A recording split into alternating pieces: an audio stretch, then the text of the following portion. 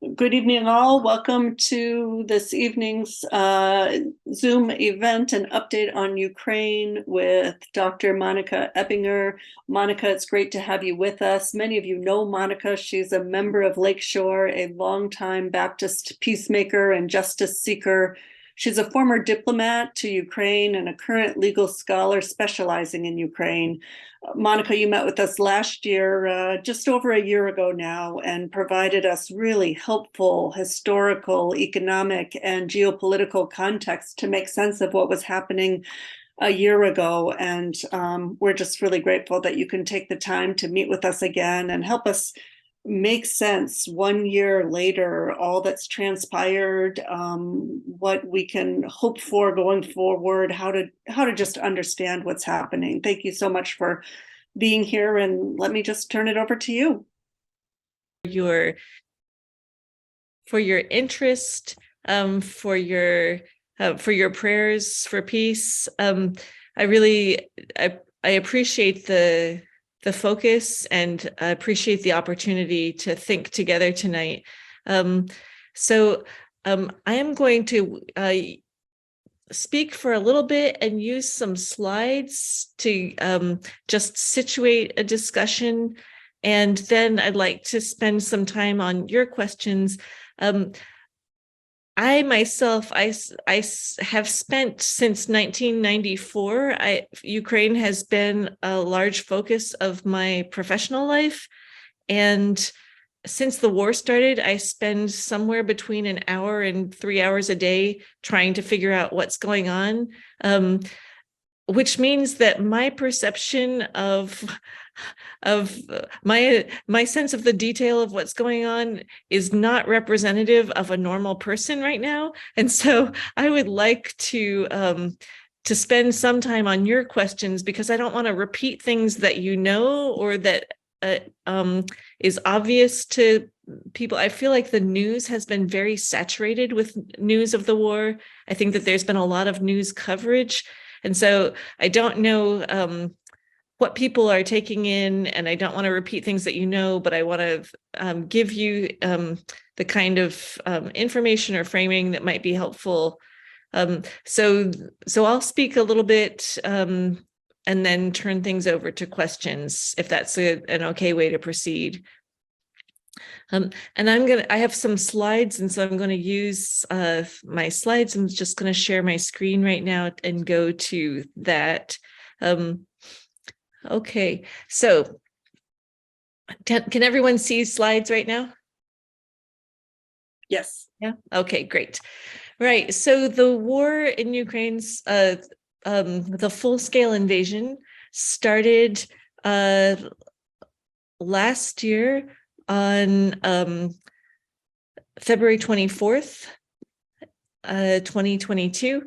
And just to remind you of the geographical setting, I want to ask you if you are you seeing my slides right now, or are the slides covered by photographs of you guys' faces?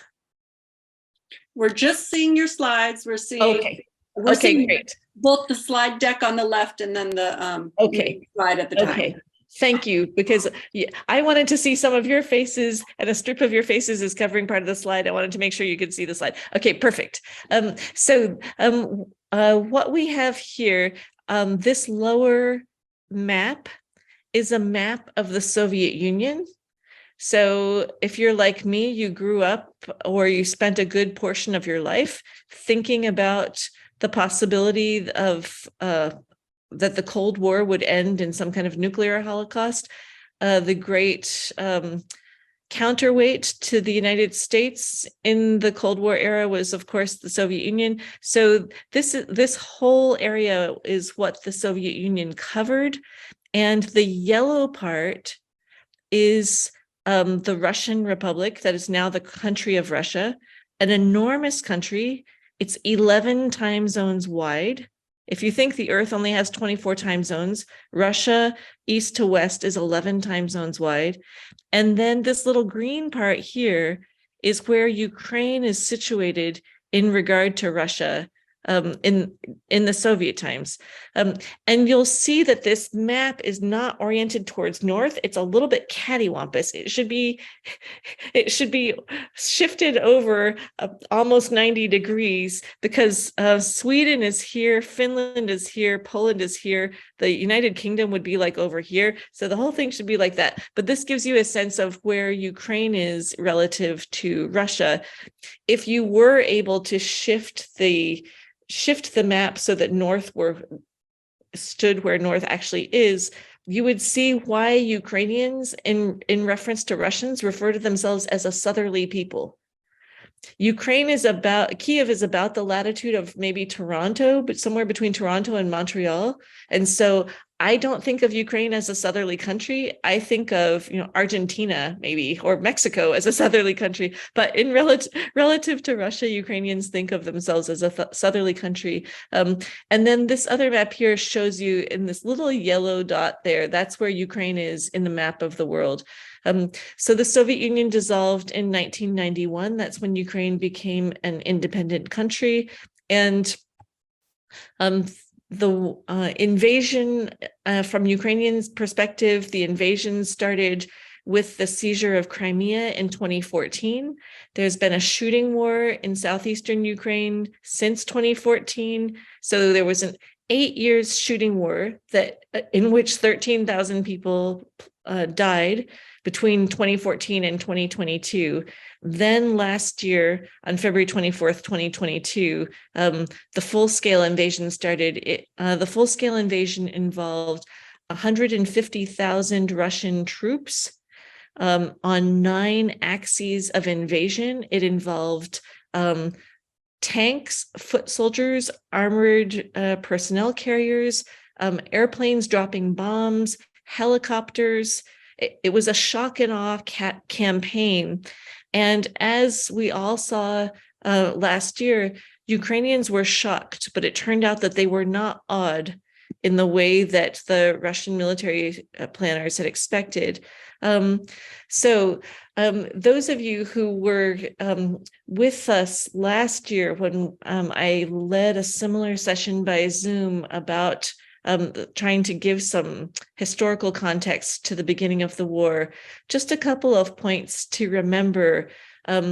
Ukraine, when it became independent in 1991, had a full nuclear arsenal. Most of the Soviet Union's weapons that were pointed at us in the United States were based on the territory of Ukraine. So when Ukraine became independent, one of the major foreign policy goals of the United States was to convince the Ukrainians to give up their nuclear weapons. The Ukrainians concurred for their own reasons. And in 1994, they signed an agreement called the Budapest Memorandum with us, the UK, and Russia, and in which Ukraine agreed to give up its nuclear arsenal in return for security guarantees. Guarantees that none of the other countries, the United States, Russia, or the United Kingdom, would threaten the territorial integrity or political sovereignty of Ukraine. Another distinction that I'd like you to bear in mind is a distinction between NATO, which is a military alliance, and the European Union, which is an economic alliance. Ukraine has long had a policy of trying to integrate with the European Union for economic purposes. And in Russia, there has been a deliberate policy of trying to talk about NATO and the European Union as if they are the same thing. They are not. One big difference, for example, is that the United States is a member of NATO. We are not a member of the European Union. So NATO is military, the European Union is economic. And last, I wanted to remind you that when the war started last year, President Putin in Russia said that his reasons for going to war were to denazify and demilitarize Ukraine. And he claimed that the Ukrainian government was committing genocide against Russians or Russian speakers or people with Russian heritage. He wasn't very clear, but that the Ukrainian government was committing genocide against Russians in Ukraine. and those were his reasons for going to war. On the eve of the war last year, as of around February 1st last year, if the war started on February 24th, this slide gives you a sense of the comparative strength of the two militaries. Ukraine was estimated to have around 1.5 million people in its military, and Russia had something like double that. This gives you a sense of the fighter and attack aircraft. Russia had all these, Ukraine had 67. Helicopters, Russia had all these, Ukraine had 34. Tanks were less lopsided. Ukraine had about half the number of tanks that Russia did, but you can see in all of the conventional weaponry, on paper, the Russian force was overwhelmingly superior to the Ukrainian force. Add to that, Russia has nuclear weapons. Ukraine had given up its nuclear weapons. So I just wanted to now go through a little bit of a review of how the battles have gone over the last year in terms of territory. And then I'll talk a little bit about economic impacts and then human impacts. So the battle line updates.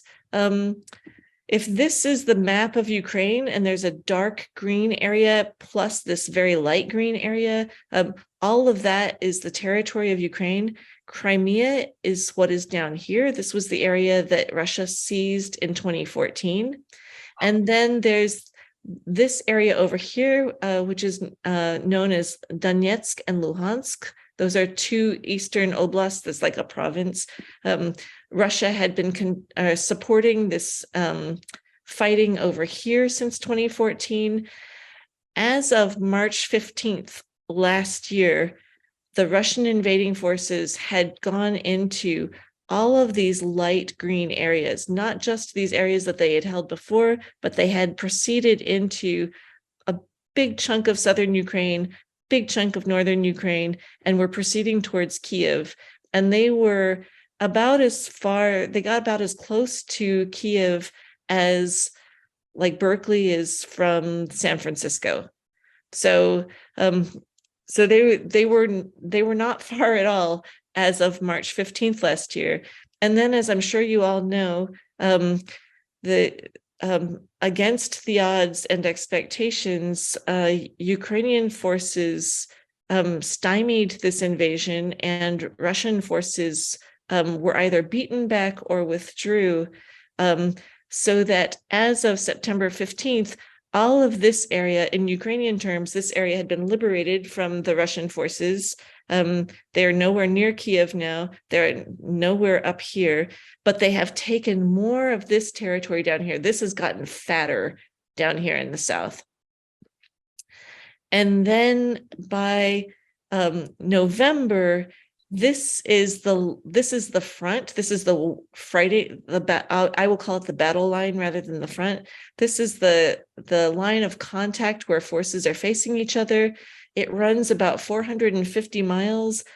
I'm not sure how far that is in California terms. Is that about from Oakland to LA? Is that about 400? About San Diego to LA. Okay. San Diego to Oakland.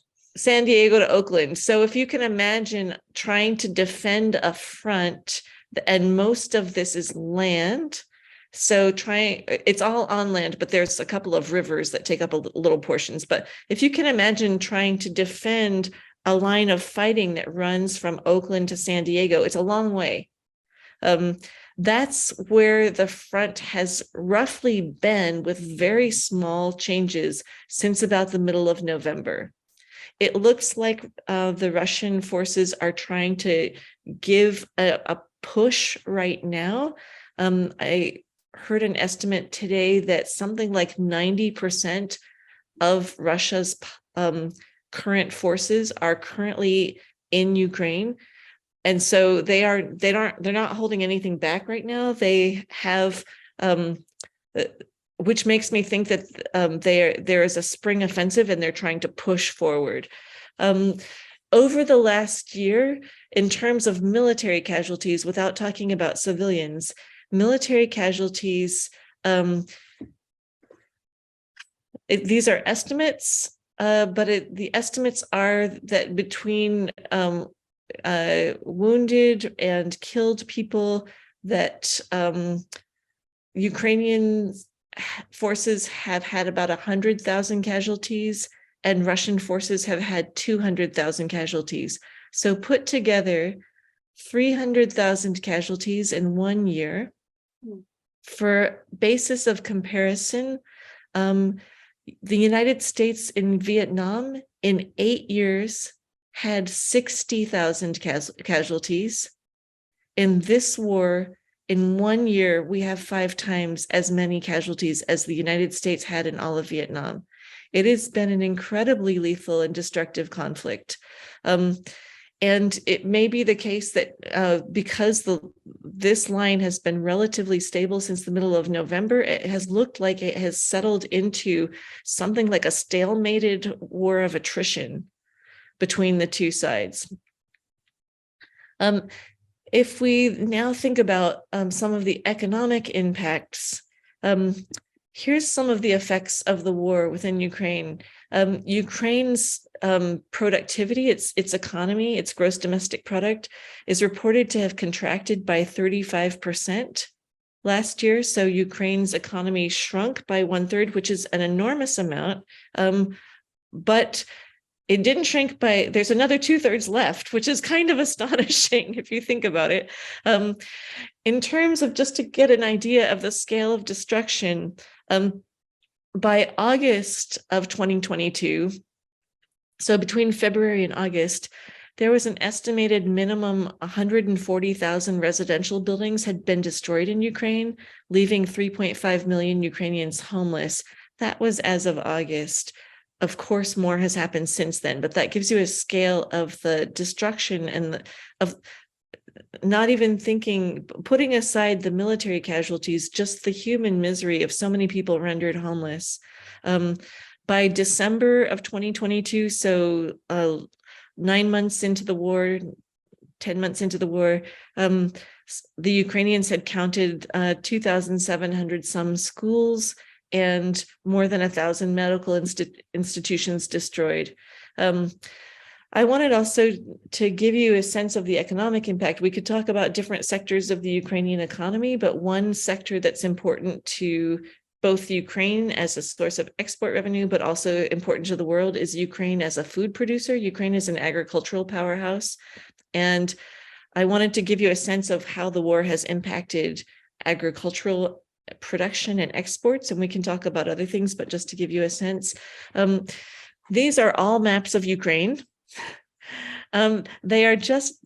These are all maps of Ukraine, and they all give you a different sense of where different crops are grown. So the deeper the green color, the more of that crop is grown.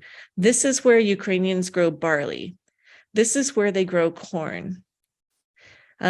This is where they grow soybeans. This is where they grow millet. This is where they grow wheat. This is where they grow sunflower seeds. This is where they grow rape seeds, which is a source of oil. So if you look at this, you can see where the war has been. The war has been, the frontline fighting has been mostly concentrated here in these areas. So it hasn't affected the Corn Belt. It has, however, affected rapeseed. It has affected wheat. It has affected millet. So if you look at these maps and you're looking at these areas of the country, you could see which crops have been more affected by the fighting. And that makes a difference to global food production and food security. This little chart right here gives a sense of Ukraine's share of world exports in different crops in 2021, 2022. So this is the year before the war started. The blue represents Ukraine's share of world exports in barley. This is in corn. So Ukraine was number 2 in barley in the world. In corn, Ukraine was number 4 in the world. In sunflower oil, Ukraine was number 1. In wheat, Ukraine was number 3. In rapeseed oil, Ukraine was number 3. So you can see for a country the size of France, Ukraine is producing some food crops that are really important. This also shows you where Ukraine stands as a supplier of key crops. This is how much of world production or world exports of sunflower oil came from Ukraine. This shows you how much of maize or corn. This is barley and this is wheat. So something like 10% of the world's wheat, 10% of the world market barley, something like 16% of the maize and 42% of the sunflower oil. And then this shows you not all countries got equal shares of their crops, of their food imports from Ukraine. Some countries are more vulnerable in their food supply from what they get from Ukraine. So for the neighboring country of Moldova, which is just south of Ukraine, they got 92% of their wheat imports from Ukraine. Lebanon got 81%. Qatar got 64%. Basically, if you look at this list of countries, this is where we would expect to see bread riots and political instability in the next year to 2 years. I'll give you an example. 26% of Egypt's, 26% of Egypt's wheat comes from Ukraine. The last time that Ukraine's exports of wheat to Egypt got interrupted was in the fall of 2006. By the winter of 2006, going into 2007, there started to be bread protests and bread riots in Cairo. And within 2 years, you had a revolution that deposed the Mubarak regime in Egypt. So if you're looking for a list of places that might see political instability because of food crises, this is the list that's most vulnerable for their bread supply from Ukraine. The seasons play a role. Ukrainian farmers plant some of their crops in the fall and some in the spring. So in this map, the blue color represents crops that are planted in the fall, like winter wheat. They plant winter wheat in the fall, and then it germinates under the snow and it gets moisture from the snow. So this time of year, you would have green fields coming up through the snow, and the winter wheat gets harvested in Ukraine in around July. The yellow areas indicate crops that are planted in the spring. And this made a really big difference last year, because last year the war started in February. So the winter crops were already planted and growing up. And the spring crops had to be planted after the war started. If there is a resurgence of fighting in the spring, you can see which crops are going to be interrupted. And this gives you, for different crops, it shows which seasons they're planted and which seasons they're harvested. So for a country that depends on agriculture as much as Ukraine does to feed itself, and for export revenues, and for all of the rest of us in the world that depend on Ukraine, there's a rhythm to planting and harvesting. And there's a rhythm to fighting a war, as it turns out. And when these two things intersect, you can kind of see which crops are going to be interrupted in their planting or which ones are going to be interrupted in their harvesting if there's new fighting in the spring. And the last thing that I wanted to show you, just thinking about the agricultural part of economic impacts, this shows you the estimated changes in wheat production last year, 2022, as opposed to the prior year. So the world wheat production was down overall by 7.4%. And why is that? Even though some places increased their wheat production, Canada increased their wheat production, Russia increased its wheat production. The reason that the world is down, the biggest reason that the world was down in wheat production is Ukraine. Ukraine's wheat production fell by 35%. And I'm going to just flip back to the prior map. The wheat was planted, it grew up under the snow, And then in February, the war started, and most of the fighting in the war was concentrated through here. So right at harvest time, it wasn't that Ukrainians didn't produce wheat last year, they couldn't harvest it. You probably saw footage in July and August of last year where Russian forces were dropping incendiary bombs on Ukrainian wheat fields. So they were burning up wheat fields even when they were far from the front so that the Ukrainians couldn't harvest it. So the drop in world wheat production is largely affected by that hit to Ukrainian wheat production. And this shows you the rise in food prices in the world. And you can see what's happening with the war. So places where people don't have much money, where they have to spend more of their income on food, when food prices go up, the unseen casualty figures from this war are going to be the people in South Sudan and the people in Ethiopia and the people in Kenya, people in Bangladesh, people in Egypt and Lebanon, people who starve because they can't afford food, because food prices are going to keep going up as long as this war continues. Thinking about the human impact within Ukraine, and I don't want to neglect Russia. There is enormous suffering in Russia, especially from people who are being sent to fight the war. A lot of people have died. A lot of people have gotten grievously wounded, and those who have not are certainly traumatized because the fighting has been so fierce that anyone who has survived that war is not the same person as they were before they went. So I don't want to neglect the human suffering in Russia. The fighting itself, with just a few little pinprick exceptions, the actual fighting has been contained within the borders of Ukraine. Ukraine is not, as a policy matter, their goal is to defend themselves and to push Russian troops out to the edge of their borders and no further. Ukraine has no imperial designs. They do not want to gain territory from this war. They don't want to go into Russia. They want to color inside the lines. They want to go to the edge of their border and stop. That's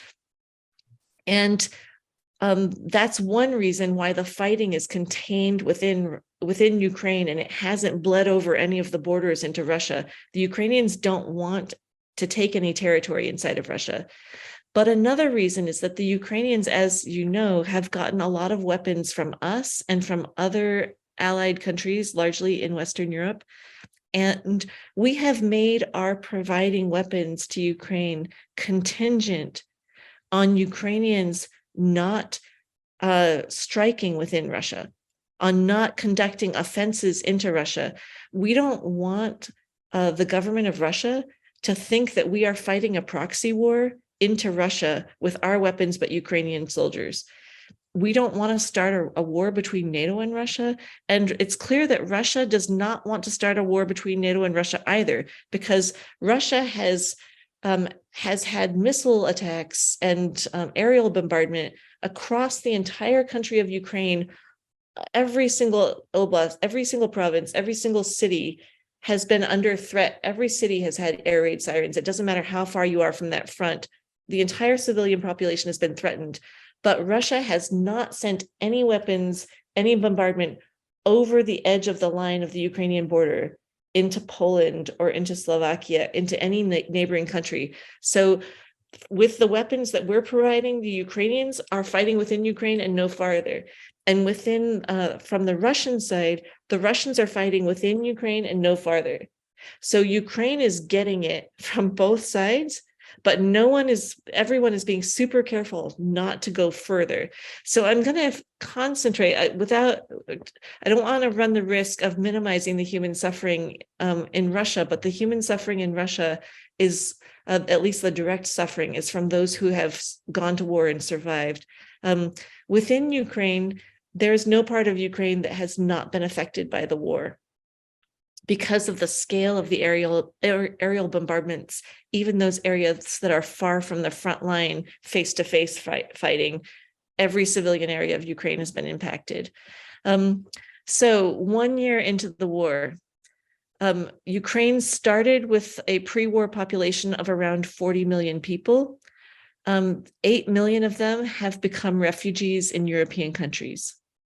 Disproportionately, by and large, those are women and children, because the Ukrainian government issued an order the day the war started that men between the ages of 18 and 60 are not permitted to leave Ukraine. So the refugees that have left for Europe are almost all women and children. So that's 8 million women and children that have flooded into Europe.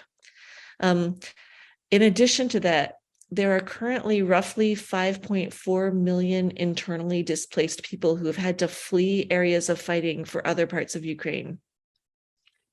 If you add those two together, plus there are people who, because their livelihood was lost or because they needed to go take care of loved ones who were impacted by the war, over 19 million Ukrainians have been affected by various forms of displacement. And that 19 million is the figure after you account for, of some of the people who left Ukraine, 5.5 million have come back. So there's been this initial flood out of Ukraine, and then some people came back over the summer. And then when there was a renewed bombardment of civilian areas in the fall, people reflooded out. So there have been 5.5 million returnees. But overall, if you include people who have fled the country, plus people who have had to flee their homes within the country, 19 million out of 40 million people have been affected by various forms of displacement. Last fall, as I'm sure you know, starting on October 10th, going until November 3rd, there were 3 waves of Russian missile strikes against Ukraine's critical infrastructure, that is electrical plants and heating plants. So by November 3rd, a third of Ukraine's energy infrastructure had been hit, leaving 4.5 million people without electricity and more than that without heat. That number is not fixed. That's the number that it was on November 3rd. Ukraine has rushed to repair its infrastructure, but then there have been new missile strikes. So I just wanted to give you a sense of, just within 3 weeks, what the impact on what that has meant for average Ukrainians, my friends that are still in areas throughout Ukraine. Most areas throughout Ukraine in the cities have had rolling blackouts all winter. So in many cities, people have had about 2 hours a day of electricity. The days in the wintertime are relatively short. There is sunlight from roughly 8:30 in the morning until about 4:30 in the afternoon. So the nights are long and dark, and they've had no electricity in different parts of the country. Then they'll get some substations repaired and you'll have light for longer. But to keep the entire grid going, even if your own area has not been hit, you've been subjected to rolling blackouts. And there are plenty of people also who have endured different portions of the winter without heat. I also wanted to give you a sense, if we're thinking about human impacts, I was trying to use the word, I'm going to go back to one of the earlier slides when we were talking about the front. I wanted to use the word battle line to talk about this area, which has been the area of face-to-face combat between troops. I am avoiding using the word front to refer to that line because the entire country has been the front. It doesn't matter if you're in Kyiv. So I said that this line is about 450 miles long, and from this area to Kyiv is about 450 miles. So even if you're that far from where the soldiers are facing off, there were still 24 drones that were sent to try to hit Kyiv over the weekend. The city of Kharkiv has been pummeled in recent days. City of Lviv, that's not marked on this map, but it's over here, they have been hit within the last 2 weeks. Kherson was liberated in the fall, but the surviving population has been hit with dastardly strikes on civilian residences in the last 3 weeks. So over here, and there's a city called Vinnytsia. Over here, there's a city called Odessa. There is no part of Ukraine that has not been hit by drones or missiles or aerial bombardment. So for Ukrainian civilians, the entire country is a front. And that gets me to try to give you a sense of what it's like. There's a city that's not marked on this map. It's right around here where I'm hovering this little cursor, called Khmelnytsky. In the city of Khmelnytsky, they actually were hit by a missile strike over the weekend, in which I think 2 emergency workers were killed. But I have a friend who has been keeping in touch with her high school friends who are still in Khmelnytsky. And this group of volunteer women who are probably about 600 miles, maybe 650 miles from the front, they have taken it upon themselves to weave camouflage nets.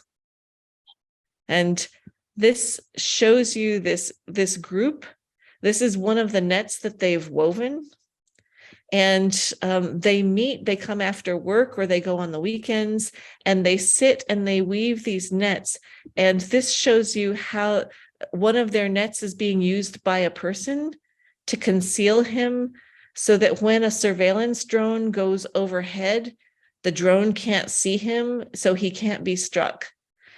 This is just one example. There are similar volunteer groups operating throughout Ukraine to weave camouflage nets or to rip sheets into bandages and tourniquets for soldiers, to collect supplies for guys at the front or for medics behind the lines. I know of only a handful of people in my acquaintance in Ukraine who have not committed most of their time over the last year to somehow supporting the defense of their country, even if they're very far from the front line. So if we're thinking about future movement, I'm sure that people have questions that are interesting to them about what the future might look like. But if we're just thinking about the war fighting, and I hate to concentrate on the war fighting, but it's important. If we're just thinking about the war fighting, this is a map of Ukraine, and all of these little lines that look like little Frankenstein stitches, all of the black lines on this map are the railroad lines. And I'm going to contrast that with another map that shows you the major road arteries. So this shows the major road arteries. This shows the major railroad lines. I'm going to go back to the map that just shows the railroad lines. This is the peninsula of Crimea that Russia annexed in 2014. This is the area of southeastern Ukraine where the war has been fought since 2014. And then this is the area that is currently occupied by Russian forces, and the line of contact goes about here.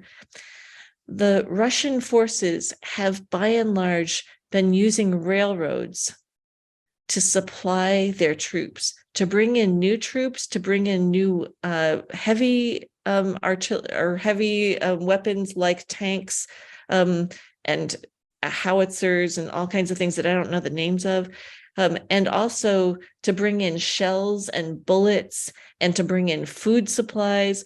They have been using the railroad lines which connect Russia to Crimea down here, and then which connect the southeast of Ukraine to Russia across these borders here. So if I were going to make a prediction, and Ukraine has not been using railroad lines primarily for its troops or supplies. The Ukrainian side has been using roads, and the Russian side has been mostly using railroads. So if I were going to make any predictions about where there might be bombings from the Ukrainian side into the Russian occupied areas, I would expect railroads to get bombed. And if you're looking for places behind that line of contact where the Russians might more fiercely try to defend or where they might try to advance, they're going to try to advance along railroads so they can keep their supply lines running. That's my guess. That I'm not a military expert, but judging from how they've been moving and supplying their troops so far, that would be my guess, is that if we're going to make any future predictions about where battles are going to move, my guess is that it's going to be predictable by railroad lines.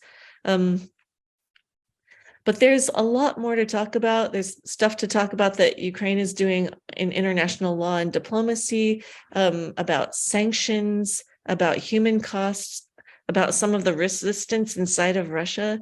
I want to end my remarks with a thought. There's an anthropologist named Jim Wirth who has specialized in Russia for about 4 decades. And he has concentrated on national narratives. What are the stories that we tell about ourselves? And he quotes a moral philosopher that some of you may know better than I do. I think his name is Alistair McIntyre, who says, I understand who I am by understanding the story that I'm a part of. And so this anthropologist who specializes in Russia says, from his observation, there have been 2 narratives in the 2 decades that President Putin has been in power in Russia. There have been 2 narratives that have seized a monopoly nearly on the national narrative in Russia. And one of those is the narrative of repeated victimhood, and not just victimhood, repeated existential threat, near national annihilation, over and over again, starting with an invasion by Genghis Khan and his grandson in the 1200s, proceeding to a Swedish invasion in medieval times, French with Napoleon, Hitler. There's a narrative of repeated existential threat that Russia has proved victorious against.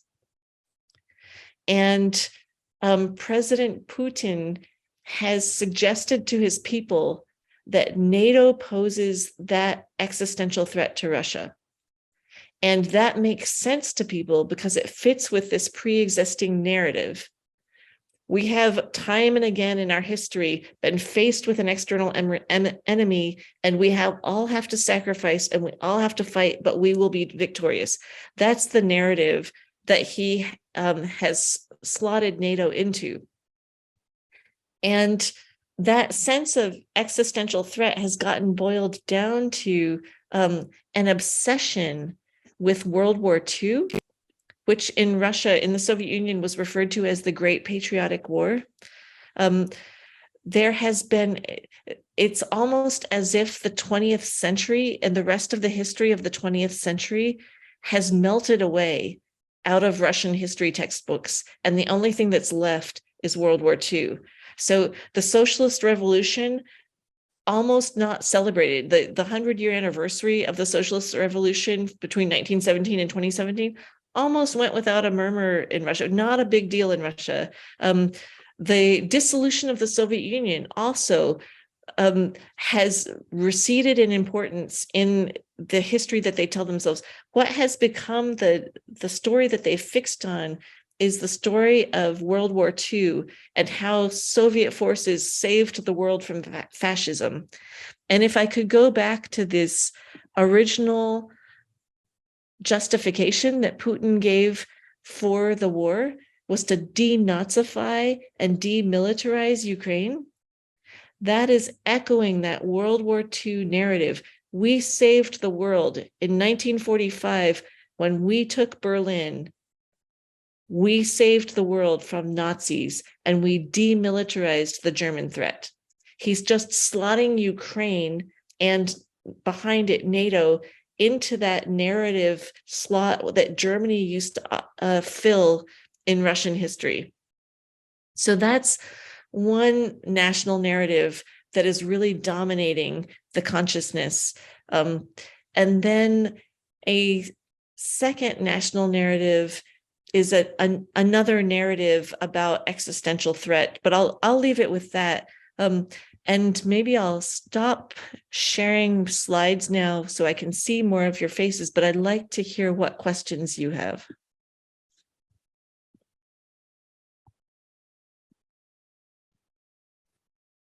Thank you so much, Monica. I'm gonna go ahead and remove the spotlight so we can see everyone's faces as we engage in a discussion, and feel free to use the chat feature if you have questions, or raise your hand, and I'll go ahead and call on folks. But Monica, let me just start with what I'm curious what frame or frames you find most helpful in thinking about what's happening. You know, is this a struggle for democracy? Is this a holding in check NATO powers and the Western Front? Is this more endless wars that the United States wants to invest in?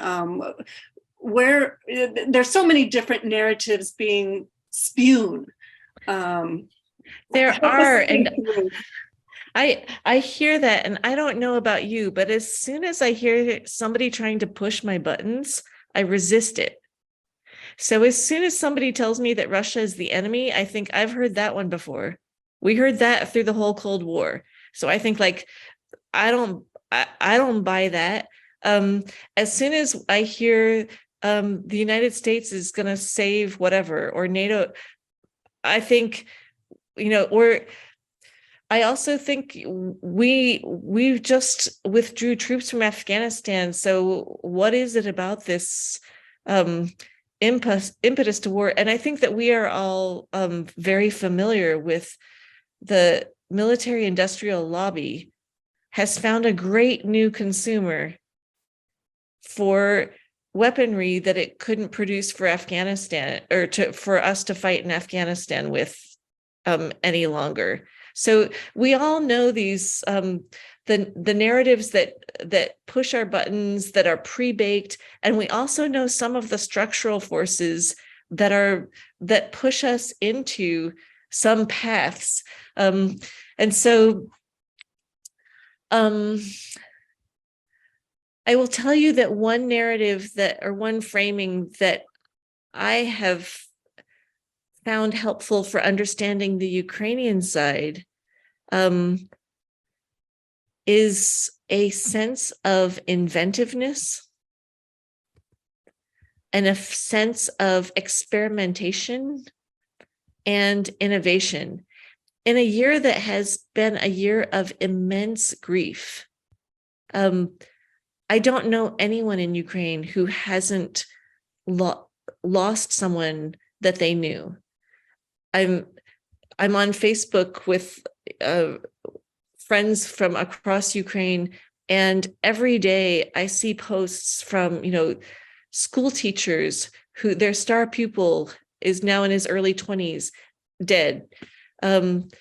Friend's cousin, dead. 100,000 plus mostly young men, but on the Russian side, almost exclusively young men. On the Ukrainian side, young men and some young women, dead. It has been a time of immense grief. And at the same time, I don't know how to express this without sounding frivolous, because this is not frivolous, but there has been a playfulness on the Ukrainian side. There has been a kind of, well, here we are. What are you going to do? As most of you probably know, President Zelensky, his career before he ran for president he was a comedian. And he had a sketch comedy show that was kind of like Saturday Night Live. It was kind of improv sketch comedy. But he also had a kind of it was like a fish out of water situation comedy thing, a show that it was a TV series that ran for 3 seasons, and it was about an average school teacher who is whose students put out a viral video of and encourage, basically put their teacher up to running for president in this TV show. And in the TV show, this unlikely character is elected president. And then he picks his old friends and classmates to be his cabinet. And so you can see the guy that was like, who used to run at the back of their high school class if they had like a little like betting operation on high school soccer games. He makes that guy the minister of finance. And if they're like, so it's this absurdist kind of playing out of this high school group of friends that gets propelled into the presidency and his cabinet. And they show, this is all a fictional TV show, but they show this group of people, including the new President Zelensky, having dinner at the end of their first day as the cabinet. They've had a disastrous press conference, and his closest friends, they're all raising a toast, like, we made it through our first day. And his friend said, you know that, speaking in terms of the political opposition, in terms of the TV show, his friend says, you know that they're going to try to make our lives a living hell. And Zelensky says, well, what are we going to do? Run away and leave the country to them?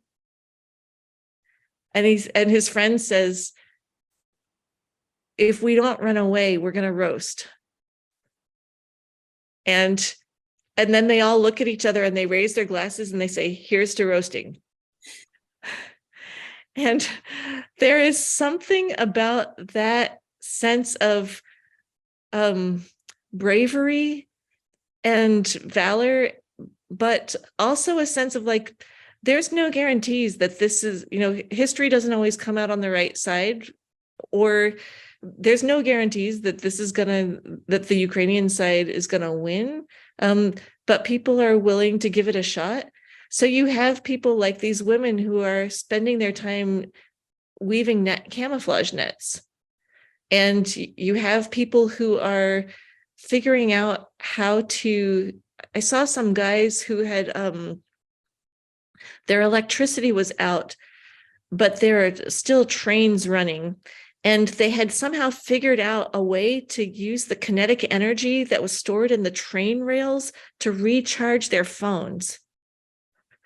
And you have people who are school teachers that are trying to teach kids who can't leave bomb shelters over these tiny little Zooms on their phones through these improbably recharged phones. So you have people who are taking extraordinary measures to try to keep life going in different forms. And so that framing of a kind of inventive, playful, I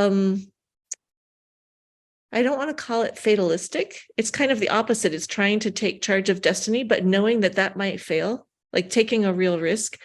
That is one framing that has worked for me in terms of understanding the Ukrainian side. And it's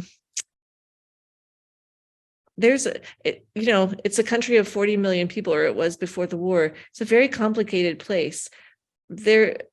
For every 100,000 stories of valor, there's going to be one guy who tries to steal money that was donated for tanks. There's going to be stories of corruption and human frailty. There's going to be PTSD like nobody's business, not just for the people who fought on the front, but probably especially so. It's not all going to be a sunshine story, but it's still going to be in some ways a playful story, if I can express that in a way that doesn't sound nonsensical or insulting. So that's kind of a framing that has resonated for me. Let's see, I'm seeing some things in the chat. And Jim, I'm sorry, I just saw your request that I enlarge the slide, so that's a little late for me to see.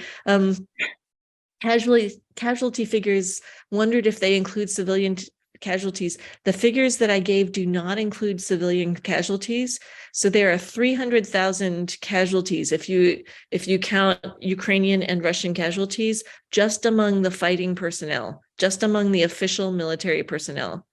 That does not include civilian casualties. And it is impossible to calculate the civilian casualties right now.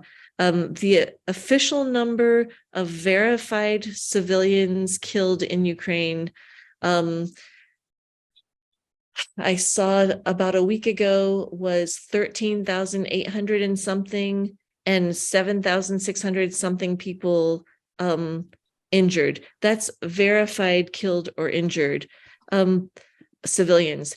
And that figure that I read said this figure is so far from the truth that we're not pretending that this is anywhere near the complete figure. These are just the ones that we could verify and count that have been reported to authorities as direct war casualties. But there's all kinds of places that have, there's a city called Mariupol in southern Ukraine. The center of the city has just been leveled. It's now occupied by the Russian side, but before the Russian side took it, it held out and it has been leveled. There's no way. What we know is that after the Russians have taken a city that in which there was such intense fighting, they have brought in mobile crematoriums to burn bodies. So we don't know how many people died in Mariupol. What we know is that before the war, there were 400,000 people there, and now there are not. We don't know how many of those 400,000 people escaped during the fighting. We don't know how many of them, if there's still 20 or 30,000 left under Russian occupation. We don't know how many the Russians have shipped to Russia. We know that they've shipped about 4,000 or 5,000 kids from Mariupol, separated them from their parents and shipped them to Russia and then put them up for adoption. We don't know how many people from Mariupol have been killed. We know that there used to be a city of 400,000 people and it doesn't exist anymore. So there's no reliable figure for civilian casualties, and the places where the fighting has been the hottest, we won't know until after those areas have been liberated by Ukrainian troops, if they ever are. Let's see. Let's go to Amy Coffin's questions. Are there any anti-war protests back in Russia, or is there too much terror of Putin? And what of today's news about China providing additional arms to Russia? Okay, so there were anti-war protests, especially when the war first started. And estimates are that between 12,000 and 20,000 people were put into prison immediately. The Russian parliament passed, as I'm sure you know, really draconian laws curtailing freedom of assembly and freedom of speech. It's against the law to call it a war. People are supposed to call it a special military operation. You can get sentenced to 7 years in prison for calling it a war. So the protests stopped right away. There were big protests at the very beginning of the war. There's a massive set of arrests, and that was the end of the protests. People thought apparently that the protests aren't effective, and people in Ukraine, when I only know a few people in Ukraine who are not fed up with peaceful Russians, and they say, people in Russia can say that they're against the war, but if they are not protesting, they're not against the war. And the answer to I might be put in prison is, it's your government and you're the only one who can stop it. Like, we're doing what we can to stop it, but if you want it to stop, you're the only ones who can do it. And so we're risking ourselves. Don't tell me you're against the war, but not doing anything. So there were protests on the anniversary of the war. Just on February 24th, so just 4 days ago, in contrast to the protests in which there were thousands arrested last year, there were less than 100 arrests. I think it was something like 36 arrests across Russia. People protested on the day of the anniversary of the war. There were poets from Ukraine that were honored in Soviet times with statues. So there's a national poet of Ukraine from the 1800s named Taras Shevchenko, and there are statues of Taras Shevchenko in different parts of Russia, and people marked the anniversary of the war by laying flowers at the statue of Taras Shevchenko. There's another Ukrainian poet whose name is Lesya Ukrainka, and people laid flowers at statues of Lesya Ukrainka in St. Petersburg, for example, and were arrested for laying flowers. So there were minimal protests recently, but still people were trying to do some protests. There have been graffiti protests where people leave graffiti in the middle of the night that just says no to war. They don't even say like yes to Ukraine. They just say, and they don't say down with Putin. They just say no to war. So there have been some attempts at protests on the Russian side, but really after the first week or two of the war, not anything publicly significant. About the news about China providing additional arms to Russia, very quietly, within the last 10 days, there was it wasn't a quiet announcement. There was an announcement in the energy industry press that Russia is going to build 2 pipelines. I think that it will cost Russia $100 billion or something to send natural gas to China. That will help China continue its industrial production, but reduce its carbon emissions and try to meet its climate change goals. And so it's clear that Russian diplomats have been trying to find ways to make deals that China, that will be in China's interests, self-perceived interests. And there's not that much that Russia wants in return from China or from other countries in the world right now, other than weapons or microchips. And they want microchips because we have sanctions on microchips that are very effective. Imports of microchips into Russia have really dwindled to just the black market amount. And without microchips, they have been unable to produce tanks to replace the tanks that they're losing in Ukraine. So their tank production has dropped off precipitously. They even stopped producing cars in Russia. They have an internal domestic car production and like supply and demand, and their car production fell to almost zero by the middle of last year because of the absence of microchips and the absence of the components for airbags. They had to get their legislature to amend their car safety legislation against airbags so that they could start producing cars again. So sanctions are effective, but it's clear that there's not much that Russia wants from the rest of the world right now, besides microchips and weapons. And so you'll see more deals like the deal that was announced with China if they, with whomever they can find to deal with them. Let's see. And so Monica, I want to honor your time. I'm wondering, there's some good questions in the chat, but I'm wondering this specifically, this last one, if you could kind of end, at least corporately, with what would a negotiated peace look like and how long would it take to achieve? As you look toward where we are going with this, even hopes for what could happen, reality of how ugly it could continue to look. Right. So right now, what we know publicly is that both sides' current policy is the kind of maximum negotiating position. The Ukrainians have said, our negotiating position is we're not going to stop fighting until we have pushed all Russian troops out of Ukraine, all parts of Ukrainian territory. And the Russian negotiating position is Ukraine's government is a Nazi government, and it's our job to save the world from Nazis, and we will not rest until we have accomplished regime change and liberated the people of Ukraine from the Nazis, and saved the world. And I would accept both of those as maximalist negotiating positions.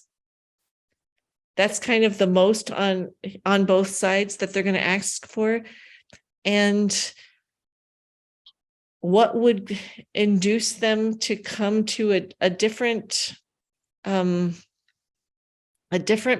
or to find some way beyond that? Those are, sometimes you have negotiating positions that are not mutually exclusive, but those are two mutually exclusive negotiating positions. And so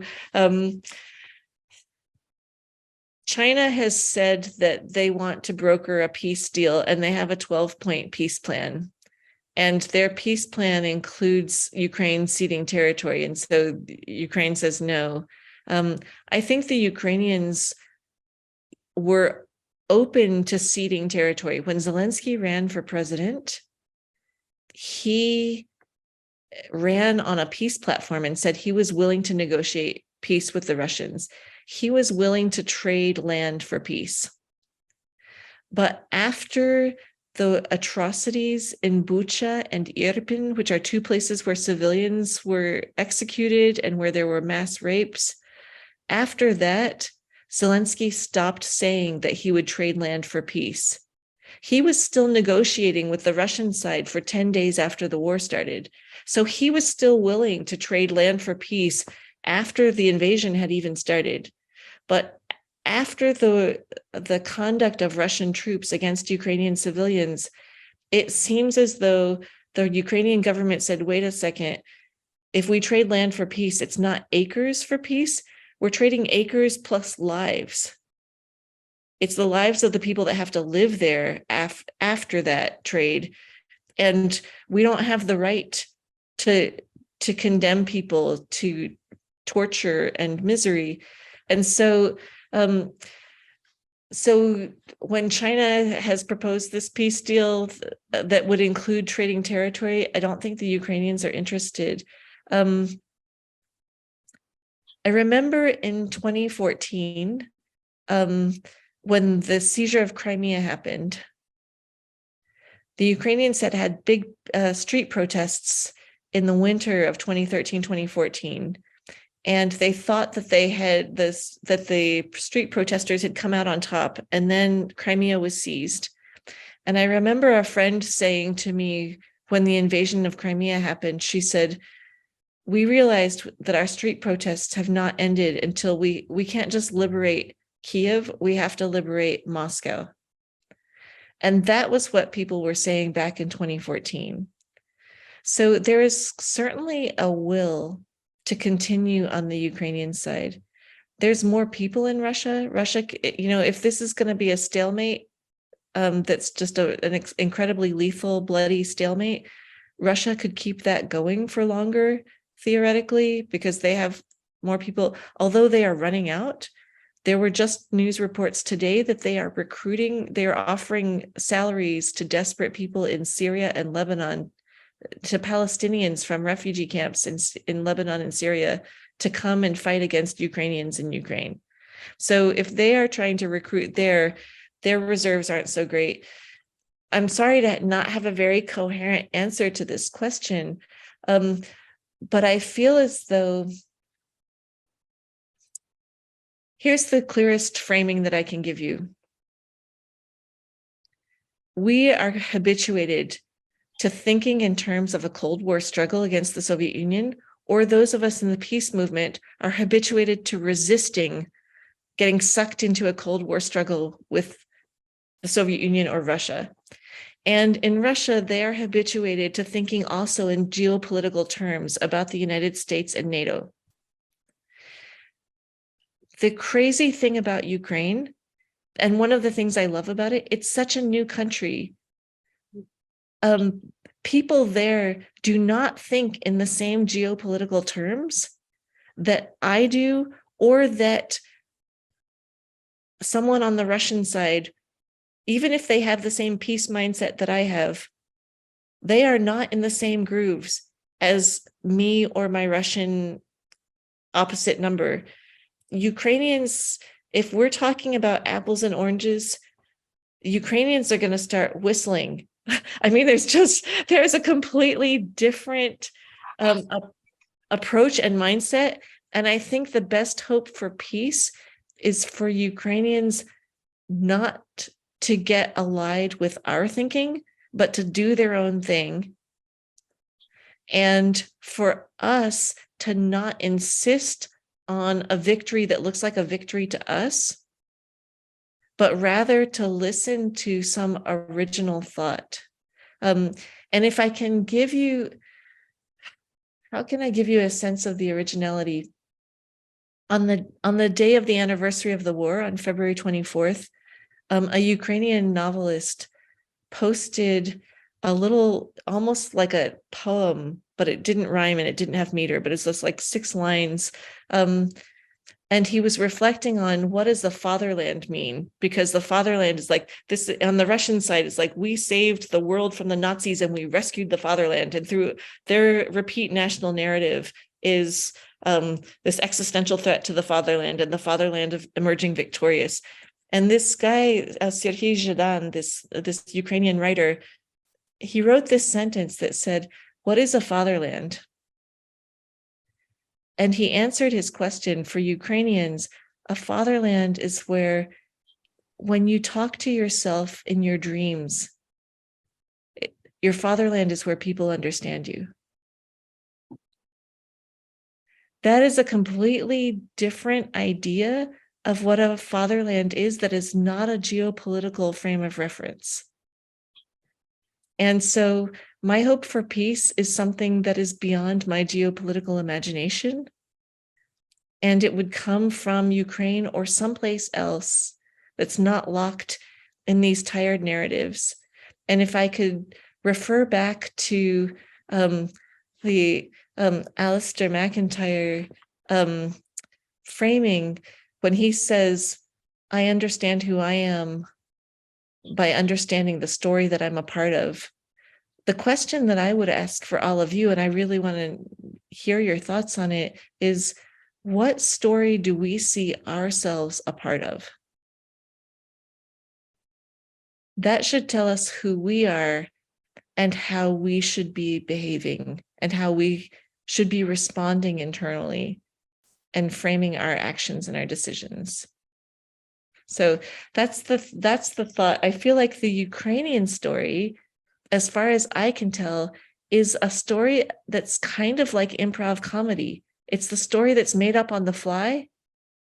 It's a story that has an unexpected twist. It's a story that changes itself, but that knows that it's writing itself. And one of the things that I love about Ukraine that I wish we had more of in my country is this remembering that we are the ones who are writing history. History is not written about us. We are the authors of history. And the state or the government is not some external actor. If in Ukraine, there's definitely this sense, if we don't do it, it's not going to happen. So there's not a sense of separation. There's a sense that we are, it's not that the story is about us. We are the authors and the heroes and the villains of the story, and the plot twists are up to us. What a beautiful way to end our time. What story are we a part of? And certainly our faith gives us some framing, and our community gives us some framing, and those that do the work of being the church. Thank you so much, Monica. My apologies to those who had questions that we didn't get to, but Monica had very limited time, and I promised I'd keep her to 75 minutes. So thank you for that. Jim, do you want to give us the final blessing? We are a part of a story that is still being written. It's a story that has political dimensions, justice dimensions, economic dimensions, racial dimensions, faith dimensions. And thank you for the way Monica brought that truth home for us this evening. And for those who are suffering, to make that story a hopeful story, we offer our prayers. Amen. Amen. Amen. Thank you guys so much. Thanks for your prayers and for your attention to what's going on in Ukraine. I can't tell you how much it means to me.